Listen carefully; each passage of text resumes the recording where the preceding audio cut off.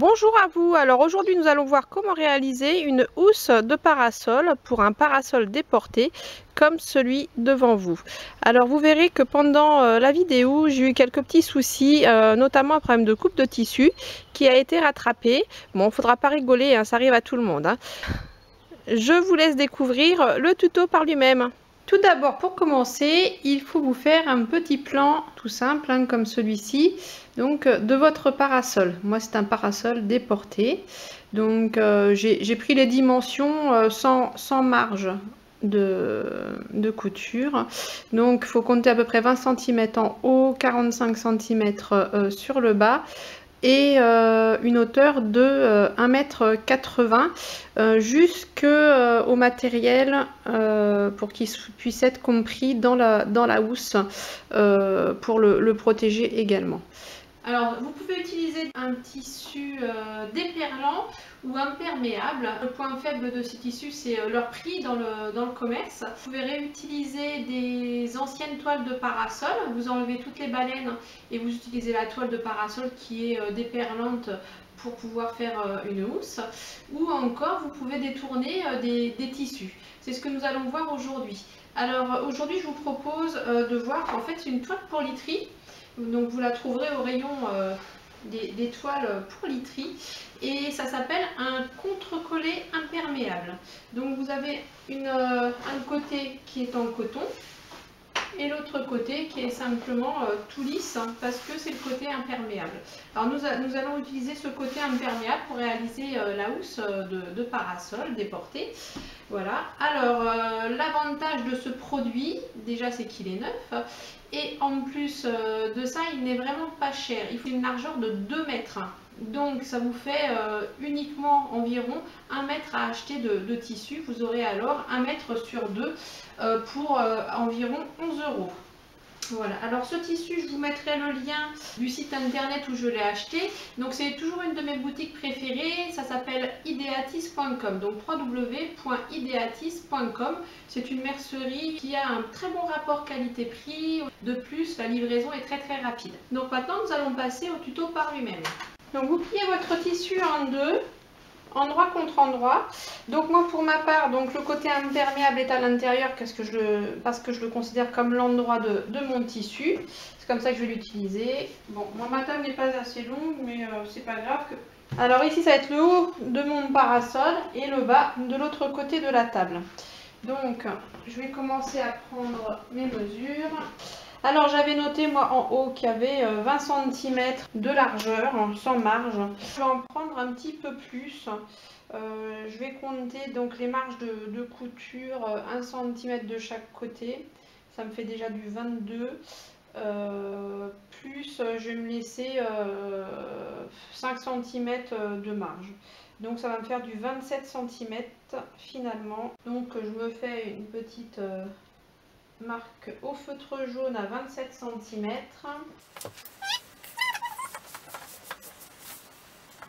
Et là, j'avais noté pour le bas 45 cm. Donc là, je vais prendre la totalité. Hop, et je vais partir.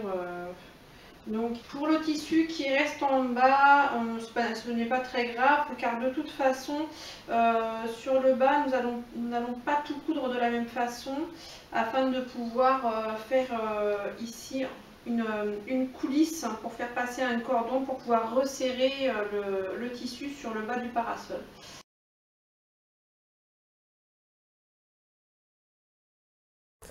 Il ne faut surtout pas tracer un trait tout droit avec la règle, il faut tenir compte du bras déporté du parasol, sinon vous allez obtenir une housse complètement boudinée comme celle-ci. Voici ce qu'il faut faire après avoir réparé mes bêtises. Alors ici vous voyez que j'ai fait un petit rafistolage, c'est une petite couture supplémentaire parce que j'avais pas suffisamment réfléchi au bras du parasol qui est un petit peu arrondi.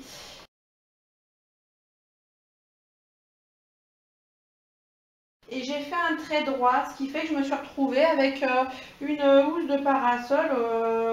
C'était complètement boudiné, tout moche. Donc voilà, j'ai décidé de redécoudre. C'est des choses qui arrivent en couture, hein, vous le savez sûrement. et de rattraper mon travail. Donc là, ça sera évidemment sur l'envers, ça ne se verra pas. Je vais donc redessiner à main levée la forme adéquate pour mon parasol.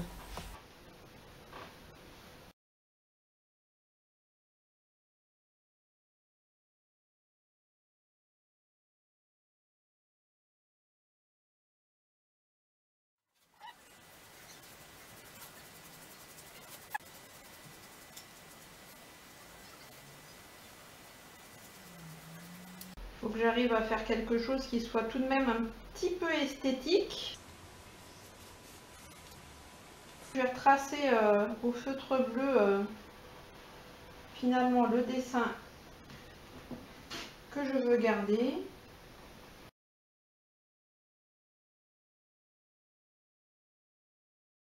Je ne vais pas découper le tour du tissu, je vais déjà le coudre sur le tracé que je viens de faire et après seulement je découperai environ 1 cm du bord, ce qui me permettra d'ajuster mes finitions. Et voilà, l'erreur est réparée, nous allons reprendre le cheminement normal de la vidéo. Merci de votre attention.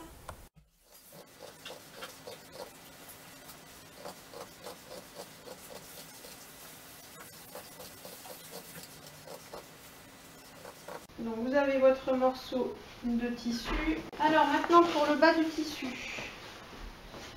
Vu que l'on sait que notre largeur, si on utilise ce contre-collé imperméable dans la largeur, fait 2 mètres et que notre hauteur de parasol tout juste à la base du mécanisme fait 1,80 m, on va se prendre encore donc 5 cm. On va donc faire comme si ça faisait 1,85 m. Pour que l'on puisse resserrer le lien en dessous du mécanisme et protéger celui-ci pour l'hiver. Donc ça nous fait sur les 2 mètres, 185 moins 200, ça nous fait 15.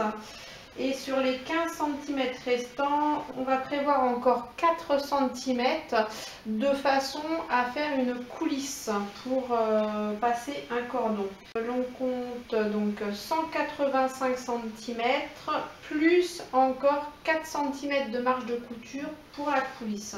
On arrive à 189 cm. Ce qui fait qu'il nous reste 11 cm maintenant en supplément de tissu. Marquez et découpez les 11 cm de tissu restants.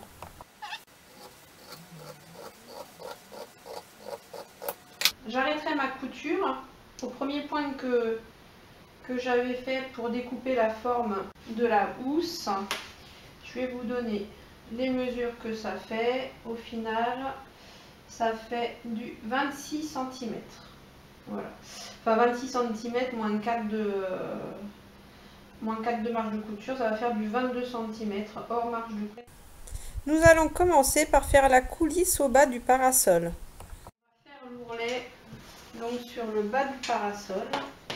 Donc dans un premier temps, on va positionner la housse du parasol sur l'endroit. On va tracer un trait. Alors si vous avez une règle patchwork, hein, c'est très pratique. 1 cm. Donc sur l'endroit, hein. C'est pour nous aider après à plier le tissu correctement qu'on fait ça sur l'endroit. Il faut prendre votre petite boîte à épingles, vous retournez le tissu envers face à vous et on va plier, on va suivre le trait qu'on a fait sur l'endroit.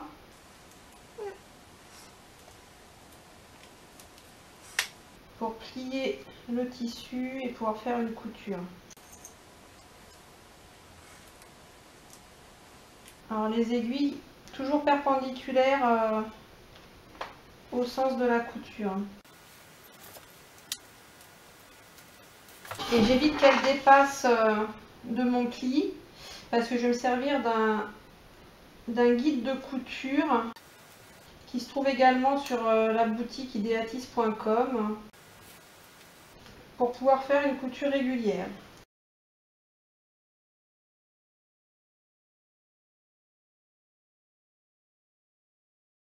Voilà, on va faire notre première couture, environ ici à 2 mm du bord. Donc à 2 mm du bord de la lisière. Alors il n'y a pas de difficulté, il faut faire un point droit tout le long à 1 ou 2 mm du bord de la lisière. C'est un point droit. Si votre tissu est un petit peu épais, vous prenez la longueur de point la plus large que vous avez, donc 4 en général, et ça sera très bien. Alors une fois que vous avez fait votre couture, bon, moi avec la matière c'est pas évident. Pour la prochaine couture, je vais prendre le pied en téflon pour éviter que ça fasse des petits plis comme ça.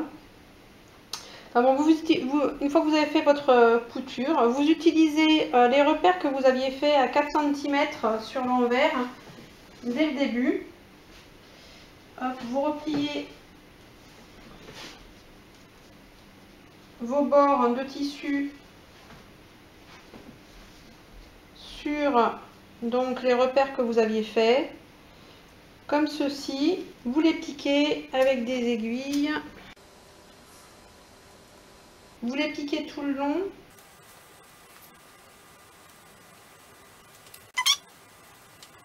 Et vous allez venir les coudre sur le bord, ici. Et à l'intérieur, comme ça, nous aurons une coulisse pour faire passer une ficelle. Alors voilà. Vous mettez donc votre... C'est une espèce d'ourlet à faire. Hein, sous votre pied presseur. Vous piquez l'aiguille pour savoir si vous êtes au bon endroit. Vous baissez votre pied presseur. Toujours faire attention qu'ici devant la couture ce soit bien plat. Voilà. Je vais mettre une tension à 2. Donc mon aiguille est au milieu, elle est entre le 3 et le 2 en automatique. Ma longueur de point est maximale, elle est à 4 et je fais un point droit simple, le A, avec la Silver Crest. Et je commence par un point arrière en tirant bien quand même mes fils vers l'arrière.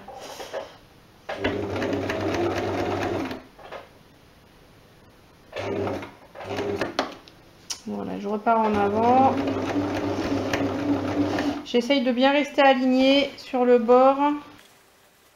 Il faut penser que à l'intérieur de cette coulisse, il va y avoir un cordon qui va passer, donc il faut quand même lui laisser un peu de place. Le tissu qui est imperméable, il a quand même tendance un petit peu à plisser. Donc je le tends bien aussi derrière et devant en même temps.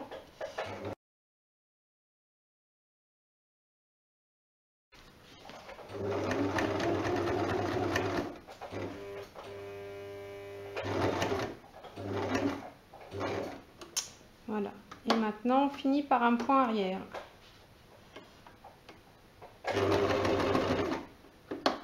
Donc voilà, la couture est tout juste sur le bord, comme vous pouvez le voir. Et donc là, on est sur l'envers du tissu. Sur l'endroit du tissu, ça ne se verra pas. On verra uniquement cette couture-là. Bon, bah, vous n'avez plus qu'à enlever les aiguilles et on passe au reste. Alors voilà, une fois que vous avez fait ça, vous avez fait le plus dur. Donc vous reprenez votre tissu, vous le mettez endroit contre endroit et bord à bord. Donc vous pouvez mettre quelques épingles pour maintenir les bords toujours à la perpendiculaire du tissu. Voilà, vous en mettez quelques-unes. Aussi sur le haut, si vous allez coudre le haut aussi.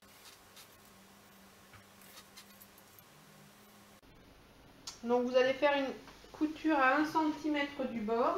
Et quand on arrive, là on avait fait la marque pour le départ de la coupe du tissu. Et donc là c'est la dernière épingle qu'on va mettre. On va même en mettre 2 pour signifier qu'on va arrêter la couture à ce niveau-là.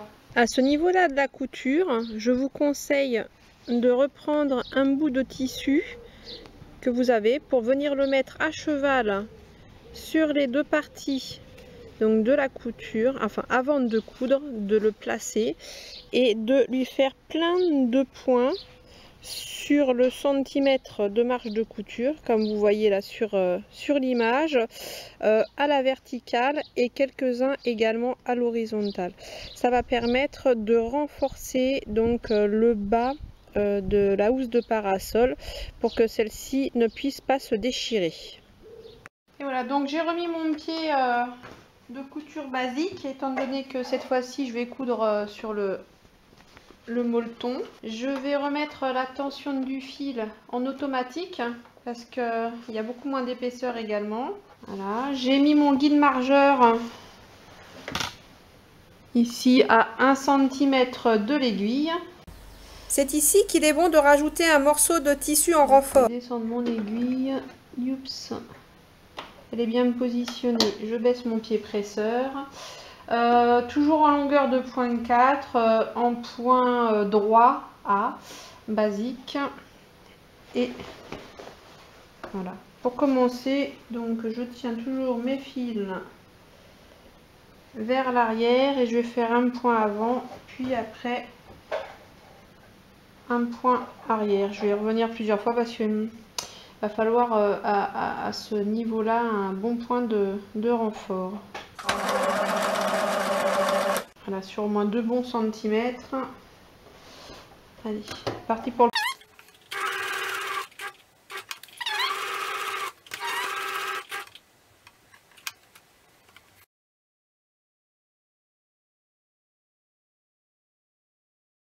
Donc une fois que vous êtes à 1 cm,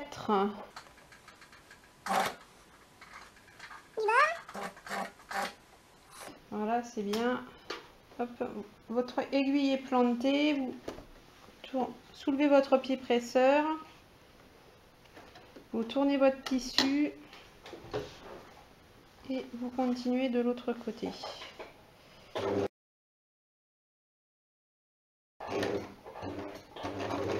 Et vous finissez par un point arrière. Voilà.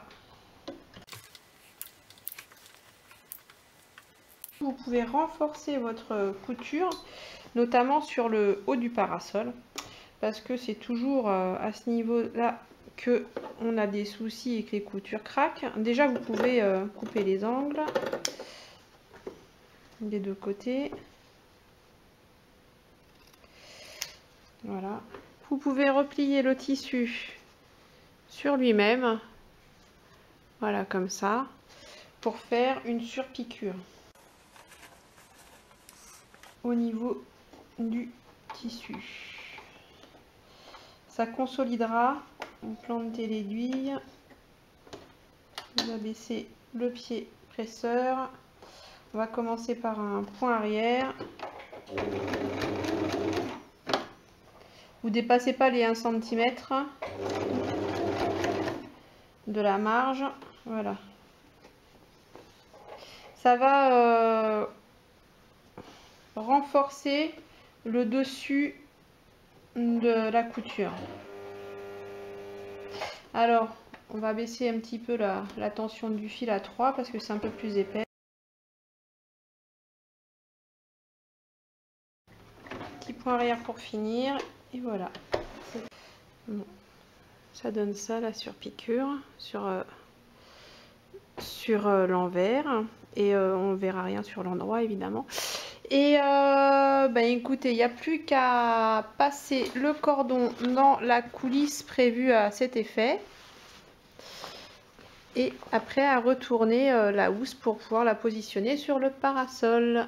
Bon, moi j'ai pris un bout de ficelle basique, donc j'ai une pince spéciale à élastique. Hop, ça se présente comme ça. Je la serre, je rabats la petite rondelle. Voilà, c'est pris dedans. Et après, je le fais passer dans ma coulisse.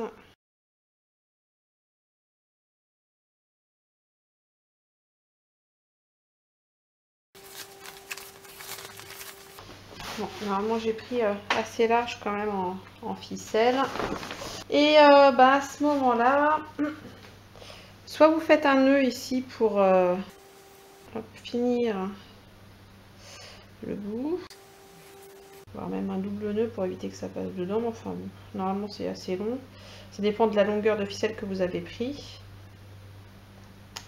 Vous pouvez aussi glisser une perle avant de faire le nœud.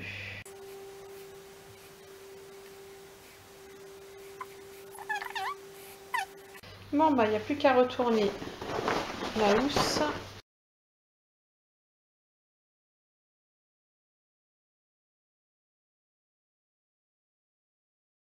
Et voilà, la housse est prête à être mise sur le parasol. Donc en plus, ça va être facile à ranger. Ça va pas prendre beaucoup de place. Le truc, c'est que je vais pas m'amuser à la repasser parce que vu que c'est c'est imperméable, là la couture sur le côté, il faut essayer de l'aplatir un petit peu quand même pour que ça fasse un petit peu joli. Allez, du coup je l'enfile. Je suis pas du bon côté, vous n'allez pas voir ce que je fais. Voilà, je mets mon bras à l'intérieur de la housse. Je suis vers la couture là à l'intérieur et j'essaye un petit peu d'aplatir juste à la main comme ça, histoire que ça fasse quand même un petit peu propre.